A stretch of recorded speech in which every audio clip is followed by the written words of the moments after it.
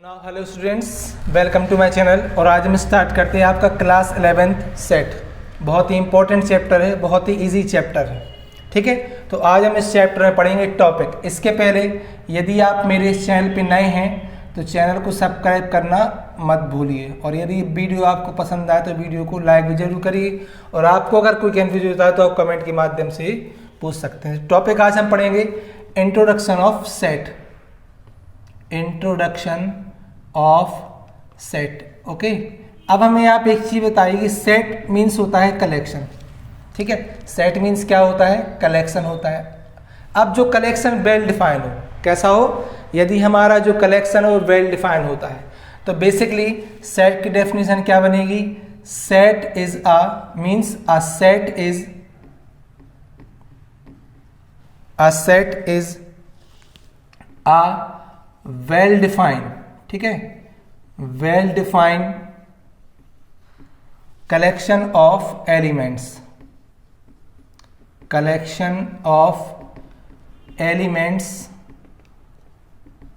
And objects. इतना ध्यान रखना है, ऑब्जेक्ट्स। देखिए, अब a set is a well defined collection of elements and object. अब वेल डिफाइंड का मतलब होता है जो सभी के लिए ट्रू हो। ठीक है, अब जैसे हमने एक सेंटेंस लिया, इधर पे एक सेंटेंस लिया हमने, यहां पे हमने सेंटेंस लिया कि टॉप, ठीक है, top 11 cricket player in the world, cricket player in the world. तो अब ये बताइए क्या ये वेल डिफाइन होगा? ये सभी के लिए ट्रू है। तो आप खुद सोचिए कि जो टॉप 11 है वो हर मीन्स जो टॉप 11 प्लेयर है वो सभी के लिए अलग अलग होंगे। भाई किसी के लिए मान के चलिए आप जब टॉप 11 की सीरीज बनाएंगे, किसी के लिए सचिन तेंदुलकर अच्छा लगता है, फिर MS धोनी अच्छा लगेगा, फिर विराट कोहली अच्छा लगेगा। लेकिन अगर और कोई वर्ल्ड का होगा तो वो किसी अपनी कंट्री की टीम के प्लेयर को लेगा। तो यहाँ पे एक टॉप 11 प्लेयर सभी के नज़र में अलग अलग हो सकते हैं। तो ये वेल डिफाइंड कलेक्शन तो बिल्कुल नहीं है। अब जैसे हमने एक और सेंटेंस लिया कि टॉप 5 डेंजरस एनिमल। तो आप ये बताइए क्या ये आपका जो सेंटेंस है वो वेल डिफाइन होगा? बिल्कुल नहीं होगा, क्योंकि यहाँ पे भी जो टॉप 5 डेंजरस है वो अलग अलग पर्सन के लिए अलग अलग डेंजरस हो सकते हैं। अब कोई जब टॉप 5 की सीरीज बनाएगा, कोई लायन से बहुत ज़्यादा डरेगा, ठीक है, उसके बाद कोई स्नेक से बहुत ज़्यादा डरेगा, कोई फिर गोरिल्ला से बहुत ज़्यादा डरेगा। तो अलग अलग कंडीशन आ जाती हैं। अब गर्ल्स होती हैं वो यहाँ पे लायन की जगह पे छिपकली बोल सकती हैं, ठीक है ना, यहाँ पे कॉकरोच लिख सकती हैं। तो अलग अलग पर्सन के लिए अलग अलग डेंजरस एनिमल हो सकते हैं, ठीक है ना। तो मीन्स यहाँ पे ये मतलब है कि जो सभी के लिए ट्रू हो। अब जैसे हमने यहाँ पे सेंटेंस लिखा अगेन कि vowel of English alphabet, vowel of English alphabet. तो आप ये बताइए क्या ये सेंटेंस वेल डिफाइन है? बिल्कुल है, क्योंकि वॉवल जो होते हैं वो सारी दुनिया में जितने भी पर्सन हो सबके लिए सेम ही रहेंगे।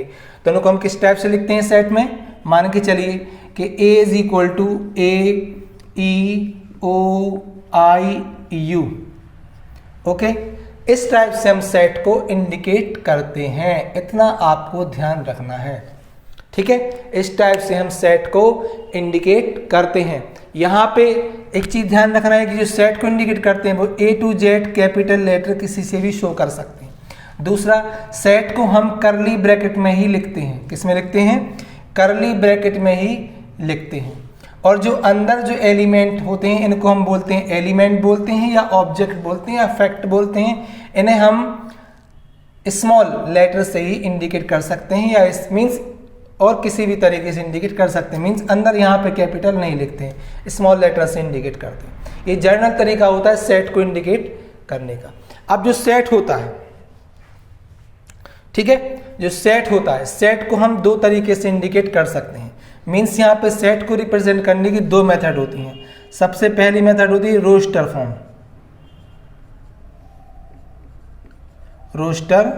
फॉर्म, और दूसरी होती है सेट बिल्डर फॉर्म।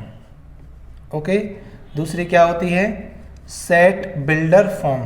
अब यहाँ पे एक चीज ध्यान रखना है कि भाई रोस्टर फॉर्म क्या होती है। तो जो फॉर्म हमने ये लिखी इधर पे कि A is equal to A E I O U, ये आपकी कहलाती है रोस्टर फॉर्म।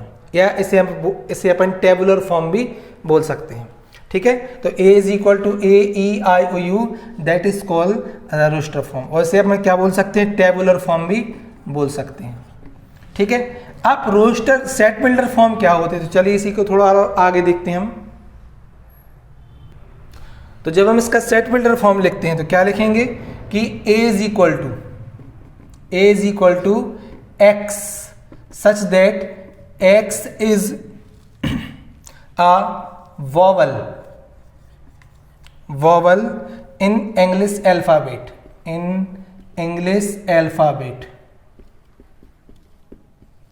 देखिए, जब हम अपने इस स्टेटमेंट को एक डेफिनेशन फॉर्म में लिख देते हैं तो ये जो फॉर्म है ये क्या कहलाने लगता है, आपका सेट बिल्डर फॉर्म। तो सेट को देख के अपने लिए थोड़ा सा ये अंदाजा लगाने कि आपको क्या दिया है और वो आपको इस फॉर्म में लिख देना है। तो ये होता है रोस्टर फॉर्म और टेबुलर फॉर्म, और इसे हम क्या बोलते हैं, इसे हम बोलते हैं सेट बिल्डर फॉर्म। ओके, इसे क्या बोलते हैं, सेट बिल्डर फॉर्म। अब सेट में आपको दो चीज ध्यान रखनी है कि पहले तो सेट में रिपीटेशन कोई मैटर नहीं करता है। मीन्स सपोज मान के चलिए ये सेट है और यदि हम यहाँ पे A 2 टाइम लिख दें तो फिर इसमें सेट में कोई अंतर नहीं आएगा, रहेगा आपका ये वोवल ही रहेंगे। तो रिपीटेशन इसमें मैटर नहीं करता है।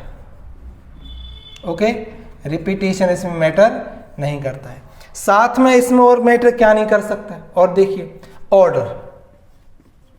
ऑर्डर भी सेट में मैटर नहीं करता है। जैसे इसी सेट को देखिए, जैसे यहाँ पे हम लिख रहे हैं U-I-O-E-A, हमने क्या किया, यहाँ के जो सेट थे उसको हमने ऑर्डर चेंज करके लिख दिया, तब भी ये आपके क्या रहेंगे, वोवल ऑफ इंग्लिश अल्फाबेट। तो जब हम सेट को रिपीट करके लिखें या ऑर्डर चेंज करके रखें तब भी जो है वो मैटर नहीं करता है, मींस नॉट मैटर। ठीक है, तो ये आपका सेट का इंट्रोडक्शन हो जाता है। आपको यदि सेट के क्वेश्चन करना है तो इतनी चीज़ें आप माइंड में बिल्कुल सेट करके रख लें। तो क्या क्या हमने बताया, सबसे पहले set is a well defined collection of element. ठीक है, वेल डिफाइंड मीन जो सभी के लिए ट्रू हो, पहली चीज। तो दूसरी, इस सेट को हम दो फॉर्म में इंडिकेट कर सकते हैं। पहला जो है वो है रोस्टर फॉर्म, मींस इस फॉर्म में टेबुलर, और यदि इसी को हम एक डेफिनेशन फॉर्म में लिख सकते हैं तो वो होता है सेट बिल्डर फॉर्म। और सेट में क्या मैटर नहीं करता है, एक तो रिपीटेशन कोई मैटर नहीं करता है और एक ऑर्डर सेट में कोई मैटर नहीं करता है। ठीक है, इतनी चीज़ें आपको ध्यान रखनी है जब आप सेट जो है उसके क्वेश्चन शुरू करें। अब इसके बाद हम एक एग्जाम्पल लेते हैं। सबसे पहले हम लेते हैं एग्जाम्पल फर्स्ट। ठीक है, एग्जाम्पल क्या है कि write the solution of the equation x square plus x minus 2 is equal to 0 in roster form. हमें किसको चेंज करना है, x square minus x plus 2 0। अब देखिए आपने क्लास 10th में ऑलरेडी इसको फैक्टराइज करना सीखा है, तो इसके क्या फैक्टर हो जाएंगे, एक तो हो जाएगा x माइनस 1 और एक हो जाएगा x plus 2 is equal to 0। ठीक है, मीन्स यहाँ पे जब हम सॉल्यूशन करेंगे तो यहाँ पे x की वैल्यू क्या आएगी, 1 एंड माइनस 2। ठीक है, ओके, क्या वैल्यू आएगी, x is equal to 1 and minus 2। Okay, so the solution of the set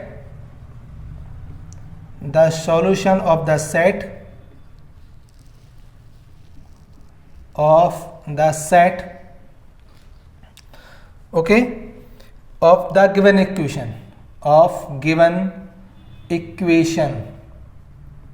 ठीक है, तो कौन कौन सी इक्वेशन हो जाएंगे, इन रोस्टर फॉर्म। ठीक है, in roster form. So x is equal to, या फिर लिख सकते हैं सीधा 1 एंड माइनस 2, ये हमारा आंसर हो जाएगा।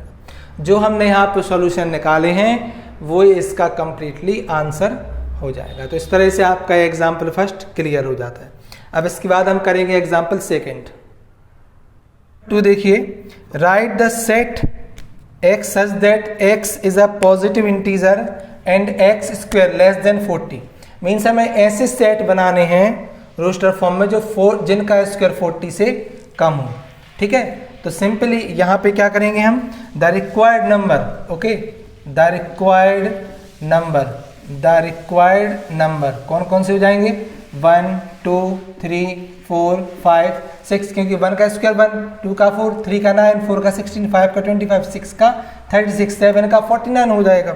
Okay, so the roster form सीधा क्या लिख लेंगे हम, ये हो जाएगा 1 2 3 4 5 6, that is our answer of example 2। Okay, so now example 3 देखिए, write the set a is equal to 1 4 9 60 25 and so on. अगर हम ध्यान से देखें तो ये जितने भी नंबर दिए गए हैं ये स्क्वायर हैं, ये 1 का स्क्वायर है, ये 2 का, ये 3 का, ये 4 का, ये 5 का। तो इसको हम क्या लिख सकते हैं, a set of the square of natural number means, तो यहाँ पे क्या लिख सकते हैं कि a इज इक्वल टू, हमको इस सेट बिल्डर फॉर्म में लिखने हैं, a is equal to x such that, ठीक है, x इज द, ठीक है, x is the square of, ठीक है, स्क्वायर ऑफ किसका है, नेचुरल नंबर, ठीक है, नेचुरल नंबर। ओके, एक तरीका तो ये है, या फिर आप ये भी लिख सकते हैं कि set a is equal to x such that x is equal to n square, ठीक है, where n belongs to n, यहाँ पे n जो है वो नेचुरल नंबर है और n यहाँ पे जो हमने इंडिकेशन लिया है नंबर का कि x is equal to n square where n belongs to n।